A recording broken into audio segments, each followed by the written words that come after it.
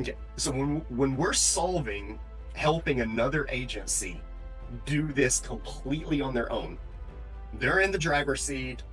Like, they're not using us for business, they're just using us for consulting only, just coaching, consulting. Okay, we're going to focus on what levers do we have that we can pull to take them from failure, bankruptcy, to profitable. So the terms that we're going to use is cost per appointment, cost of client acquisition,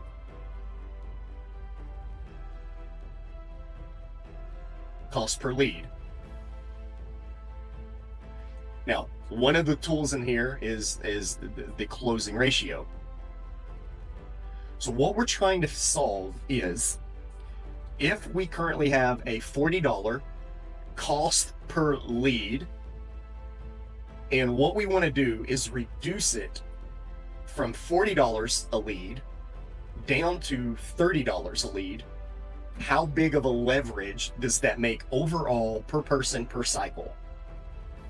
Okay, so at $30, and you still need 4 leads to make 1 appointment, you went from a $160 appointment cost down to a $120 appointment cost.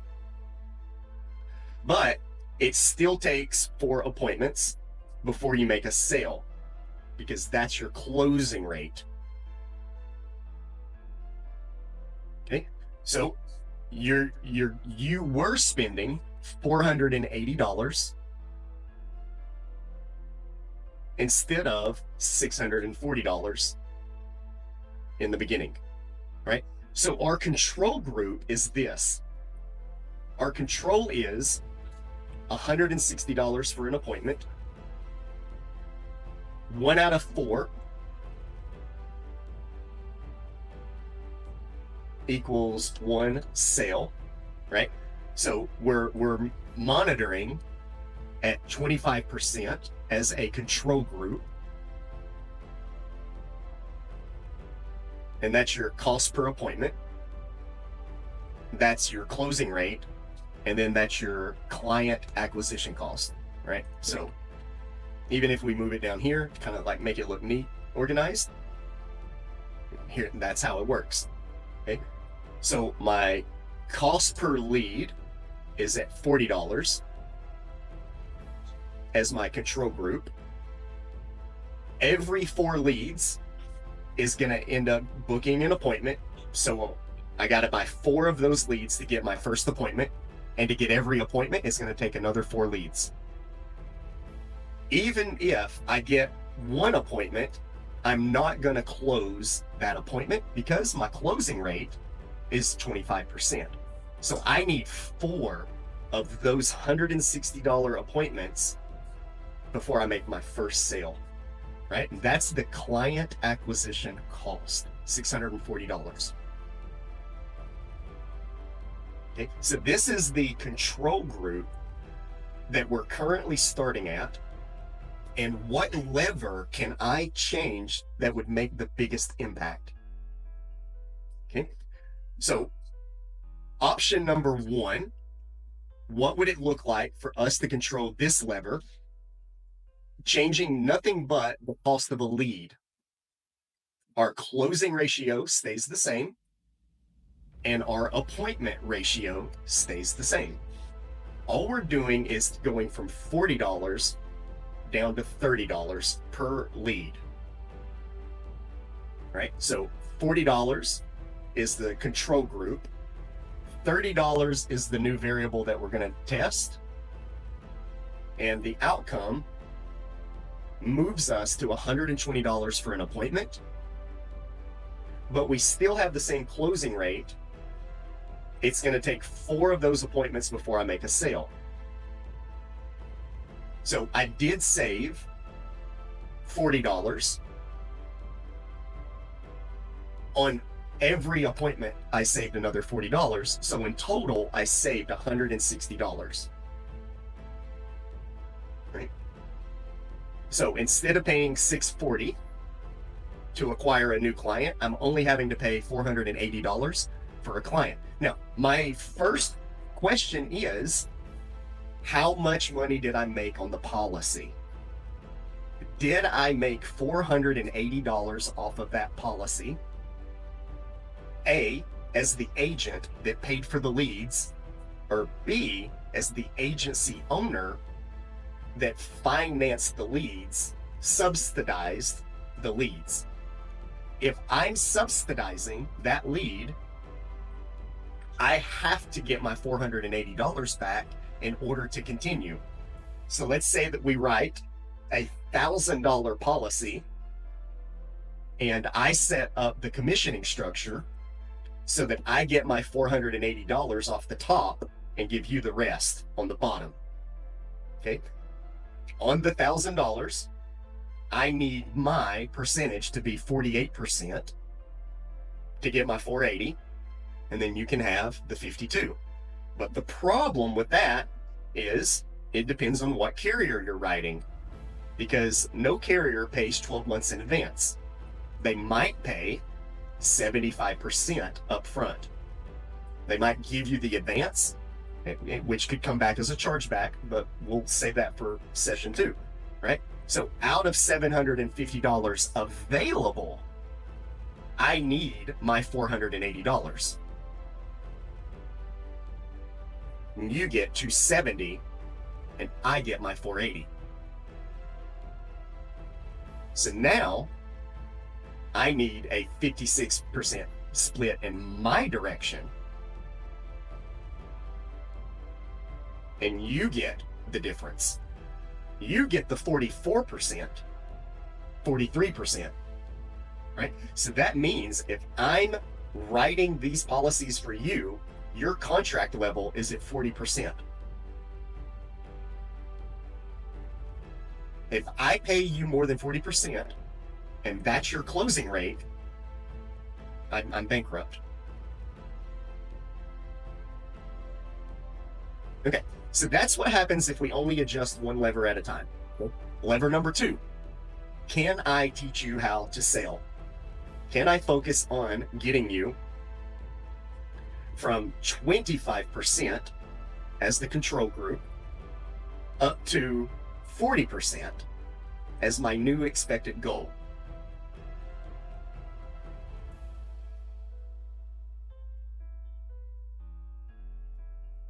So if I can do this, I still need 4 leads at $40 each to get my appointment. And my appointment cost is still $160. But I only need 3 appointments before I make a sale. I don't need 4 appointments to make a sale anymore. I only need 3. So because I only need 3 appointments,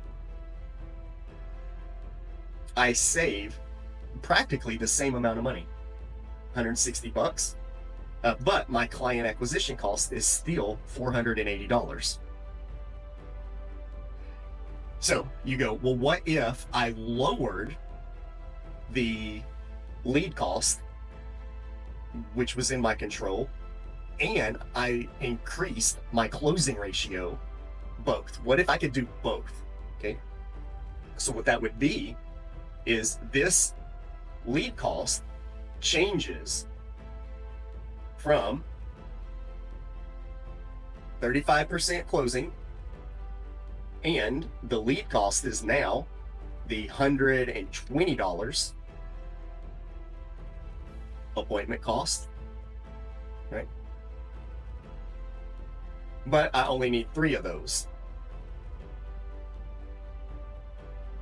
So now my total cost out of pocket has went from $640 down to $360 because I control both levers. Now, because I can control both levers, I don't need to make $480 to break even. I can make $360 and break even. And guess what I can do to your commission rate? I can bump it by $120. I can give you a higher commission percentage and still subsidize your lead flow And obviously the final one is if I can change the appointment from 25%, oops, wrong one. If I can change it from 25% booking rate to a 35% booking rate, then I can lower the cost again.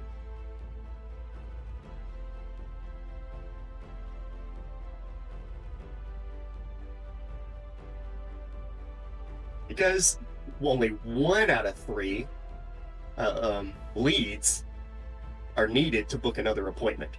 Instead of 4 leads, I only need 3 leads. So even if they're $40, I only need 3 of them, not 4 of them. And then, obviously, if you can control your cost per lead, move it down to 30, and you can control your closing to at least 33%, and you can get your cost per appointment to 33%, right? If you can actually adjust all 3 of them and focus on all 3 of them, then you have a $30 lead. It takes 3 leads to make an appointment, and it only takes 3 appointments to make 1 sale, right? So that $90 per appointment now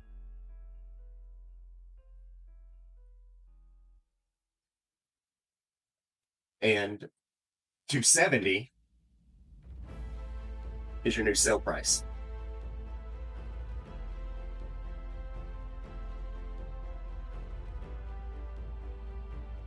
This is the finish line on why it matters to be in control of these variables and to be able to affect them. Okay, because your starting point was 640 and you got it down to 480, and then you can get 480 down to 360, and then you can get 360 down to 270. Like, you can keep these costs getting better and better so that your profit margin gets higher. But I would say out of every one of these, the number one thing that you can control right away is your closing rate. To me, it is the number one thing that you can control immediately and drastically change your outcome. Okay, so let's say that your closing rate bumps from 33% to 40%. It bumps to 50%. It bumps to 60%, right? You don't need as many appointments in the day, and it doesn't matter the lead anymore, and it doesn't matter the appointment, because 1 out of 3 appointments, you're going to make a sale. 1 out of 2 appointments, you're going to make a sale. Like, you're going to be moving the lever more with your closing rate than any other lever.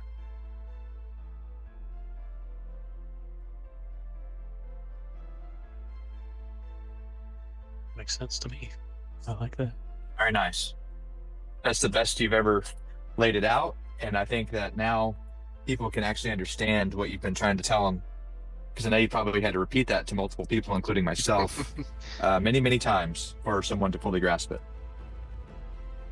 I don't know why it's hard to wrap our head around sometimes, but I guess it just is. But yeah, it makes sense. I mean, I think I can see how there's certain systems where, you gotta have a guy who's at 135 versus a guy who's already at 160. He can obviously cash flow the organization a lot better. And then, of course, you can't put your managers too high. You can't put your salespeople too high. And that's probably the mistake that was being made, in addition to penalizing the ones that are not doing well versus the ones that are doing well, Yeah. So that there's a lot of factors there. Okay, So here's where the strategy comes into play. Okay. Once we know closers based upon closer ratio, you create a system in place where you priority rank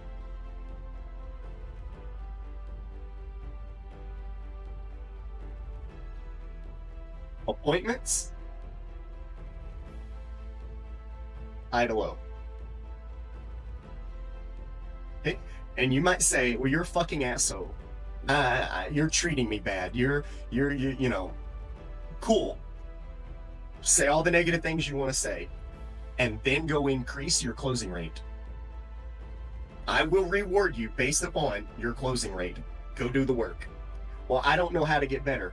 Awesome. Let's review your tapes. Let's review your recordings, and let's find out what you did wrong on a call by call basis daily, and make sure you don't repeat Monday's mistake again on Tuesday. Learn from Tuesday and don't repeat Monday or Tuesday's mistake on Wednesday. Go through Wednesday, don't repeat Monday, Tuesday, or Wednesday on Thursday. By Friday, you should not be repeating Monday, Tuesday, Wednesday, Thursday's mistakes, and your mistakes are getting smaller and smaller because you learned from them daily, you fixed them daily, and you didn't repeat them the next day. Cool. Now I can move you towards that direction on a more permanent basis. Now, it may not be one-to-one, it may, 1 week at a time, as long as you know I didn't repeat week 1 and week 2. I didn't repeat week 2 and week 3, right? It's like you can change the time frame from daily to weekly or monthly, but you run out of time if you do it that long. If it takes that long, if it takes more than 30 days to get this, it's not profitable. So you do it that way. Okay. Now here's what happens. Okay. So priority people get your cost per appointment, even if the cost per appointment is $160. Right? It's a shitty appointment cost. Fine, we can do better. Yes, we can. We will. Okay? But because my closing rate is at 40%,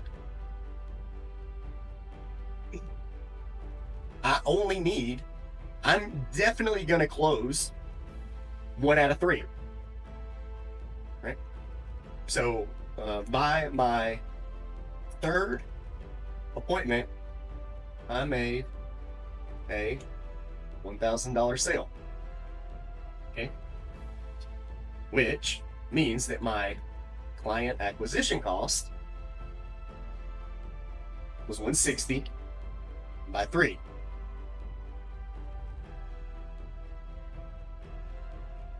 $40.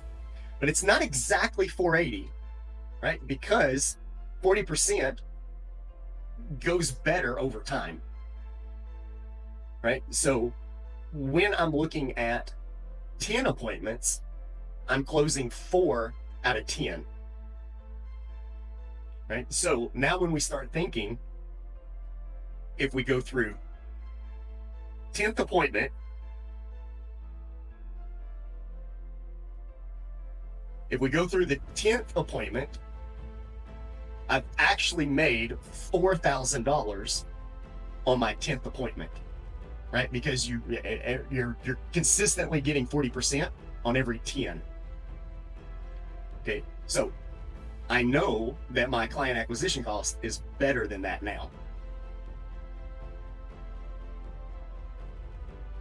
10 appointments would be the $1,600, but I closed 4 deals. So now I know that my appointment cost is $1,600 divided by 4, which means my actual client acquisition cost is $400, not $480 like it was originally. So just by moving that needle, my client acquisition cost is lower. Right? So now I'm $80 more profitable per deal. Right? So on 4 deals, it's like literally it's the same as like getting an extra $1,000 for free for doing exactly the same amount of work. It's like just adding another sale on top of it, right? Because if this was 25%, you'd be splitting $2,500.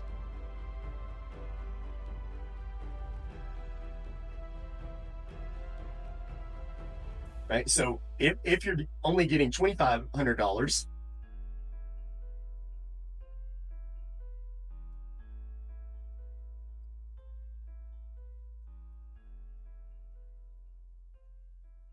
then you can see like that's like $250. If it jumps up to 34% and you make 34,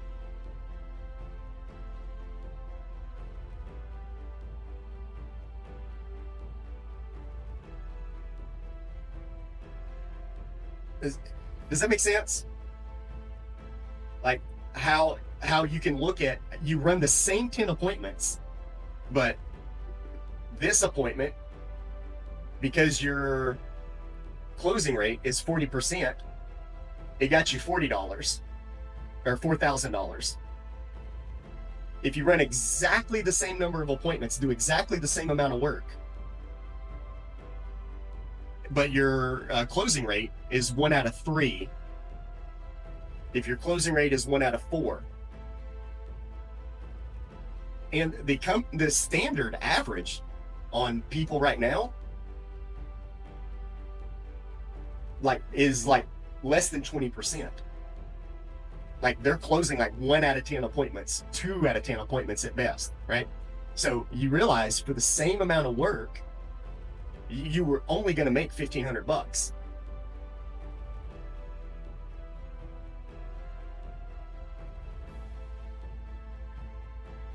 And I don't think people really understand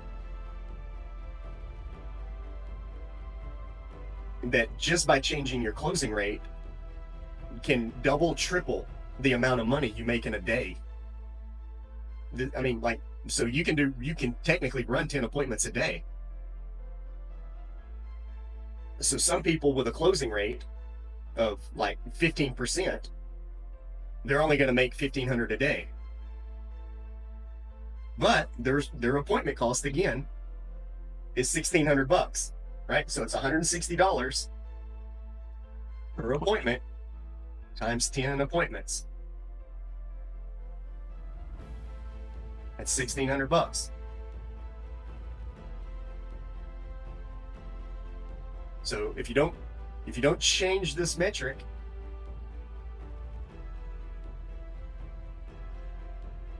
right? Same appointment cost every time.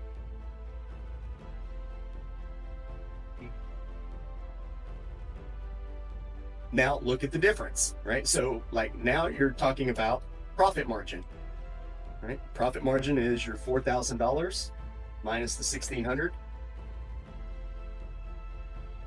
So you're profitable $2,400.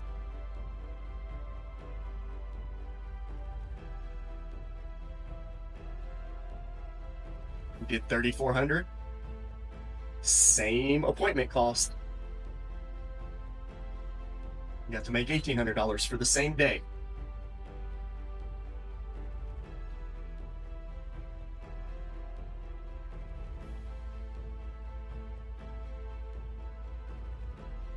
Here, you got to make $900.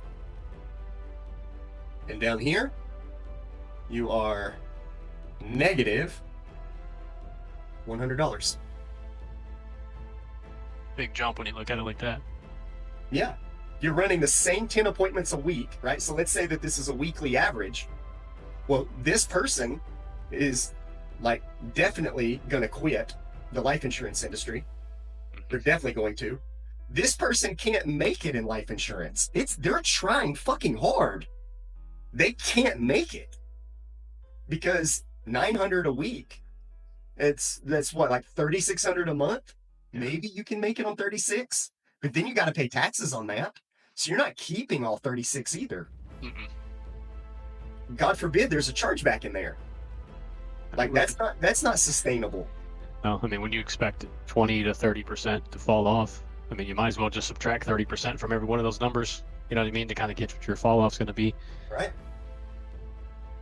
So maybe once you get here to 18 is what, about $7,200 a month, roughly? Yep, that's right. Then you pay taxes on that, and then you got your chargebacks on that. So the bare fucking minimum is your closing rate's got to be 34%. Yeah.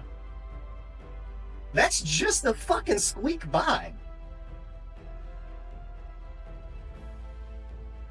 But by the time you get to 40%, now you're at 9,600. You pay taxes on that. You're down to 8. You take chargebacks off of that. You're down to 6. Yeah. Okay. So to me, this is the name of the fucking game right here. This is it. This is what's in control. This determines if a person can do insurance or cannot do insurance. It's not the cost per lead. It's not the cost per appointment. They suck. Don't get me wrong. It helps. But yeah, nothing helps a sales team more than this. Because if my cost per lead is $10 more, yeah, it sucks. You know, if my appointment scheduling takes 3 leads, 4 leads, 5 leads before I get an appointment, yeah, it also sucks. But even if my appointment cost is reasonable, I'm not profitable. Like, if you change that variable and say that we got it down to a $30 lead and 1 out of 3 leads books an appointment, right? And you change this to $1,200 for the cost of 10 appointments, right? We're still only talking about $1,300 a week pre-tax. So that's really good cost per lead, and that's really good cost per appointment. But it's nowhere near. You can live off of that. So you ask, okay, so this is where, like, this is where the rubber meets the road for me. Okay, so how low would I have to cut my appointment cost to change what my closing rate could do for me? Okay, so look at the 2 scenarios. My closing rate's 40%, and I can earn $2,400 a week doing it.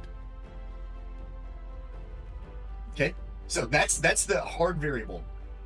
I can write $4,000 worth of business. I can keep $2,400 a week in my bank account. Okay, now if my closing rate is 25%, I can only make $2,500 no matter what. So guess what the cost of my 10 appointments has to be total. Okay, so that means that I'm not only getting a $10 lead, I'm getting a $10 appointment. Yeah. So which is more realistic, getting a $10 appointment or increasing your sales rate from 25 to 40%? Like, which one is more fucking realistic? Right. Yeah, it's definitely not the Am I going to leads get for cheaper? appointments? Like, is it even like reasonable to think I'm going to have a $10 appointment? Now, look at this. Like, so if my closing rate is at 15%, guess what my appointment cost has got to be in order for me to put $2,400 in there or $1,800 in there? Yeah, no, someone's got to pay you to give you leads at that point. Literally, somebody has to pay me. I'm not even making the company money. No. So somebody has to subsidize me like $300 a week just to get 1,800. That's not even the 900 that it would need to get 24. So then, yeah, so then you can kind of see who's the who's draining the swamp, who's sucking the lifeblood out of it. Yeah. Yeah, there's no doubt about it. Where the lifeblood is coming from. There's just no doubt about it. It's your closing rate. It's the single thing that I can look at on the instantly and determine where I'm losing money. There is no quicker indicator to see it. It's the fastest indicator in the company. So, am I going to lose $900 a week on you, or am I going to give the same exact person the same 10 appointments and I'm profitable?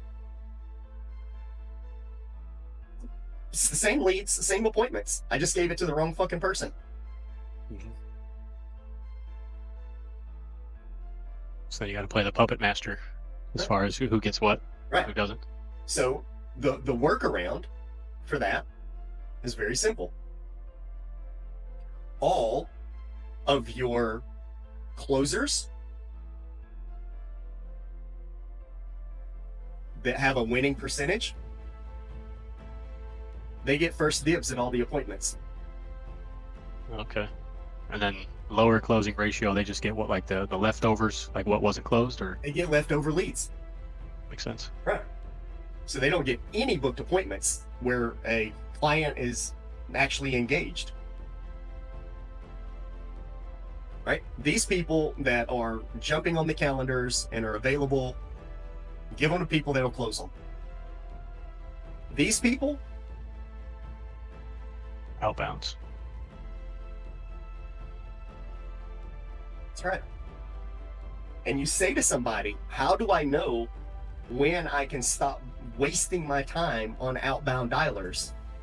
When your closing ratio When your is closing rate can support the cost that it takes to buy an appointment. You have to prove that your closing rate can afford the cost of the appointment. Yeah.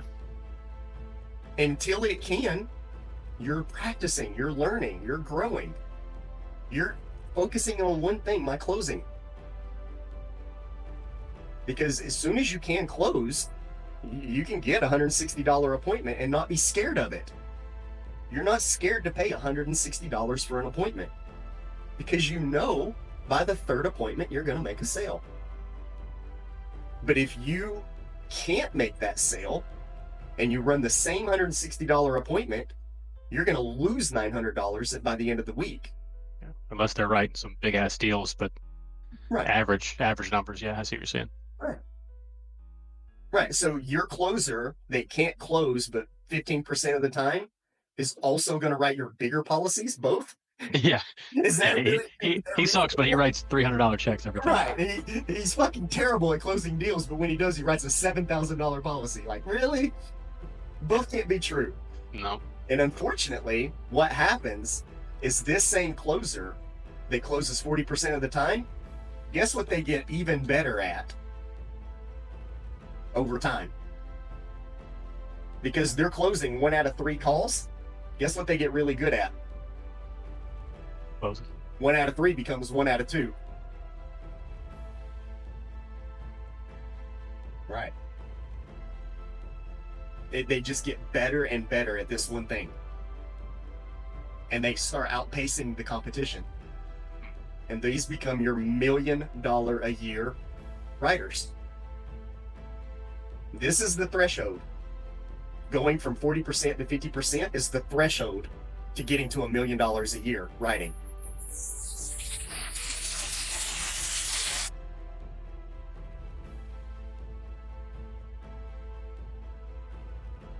What our system was always designed to do was take the appointment setting out of it, take the phone calls to generate an appointment out of it, so that the time that you do spend, you're only spending it on closing, not how to set the appointment, not how to get them interested, not how to turn them from cold into a warm lead, right? Right. Yeah. The more you do something, one action, you get better at it. So if your only action is just outbounds and you get the first 30 seconds, you're going to get really good at that opening after a while.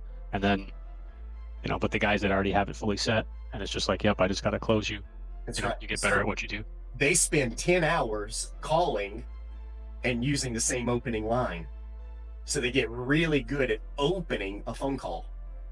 These people aren't making any phone calls, and all they're doing is getting really good at making sales. Yeah. It's almost like the stack is against them never to get out of this rut. Oh, yeah. No, I know exactly what you mean. It's like They spend so much time developing the wrong skill that they don't have enough time to work on the right skill. Yeah. Like all of this working has to be after hours because they're so busy calling during the day that there's no time available for anything else. Right. Which means that you got to practice after hours, which is exactly the same thing you got to do practice here to get there. So it all comes down to practice. Yeah. Whether you're practicing after working hours or practicing before working hours or during working hours, like it's all about who puts in the most amount of practices here, gets there faster, and beats everybody else. Yeah, like I have noticed, like I know when we were doing like the SBC, like I think there was one week that I closed like 8 or 9 deals, for other people, and like I was getting used to just the closing part, and like it was just picking up the last half. Right. But like the weeks before that, I like just that week, it helped me out so much with the closing aspect, even though I know I have much more to go. But like all I did that week was close deals for other people. I didn't even, do the first 20 minutes of the conversation. So like, right. Yeah, most people can't see past their eyelashes well enough to even see that where they're at. And then, like, because you feel like you're just giving out all this effort. You just feel effort. And at the end of the day, you feel like you gave enough effort, but, you're not focusing it because you don't know where to focus it. And then that's how you get stuck and stay at that bottom. Well, that's it, guys. It makes sense to me.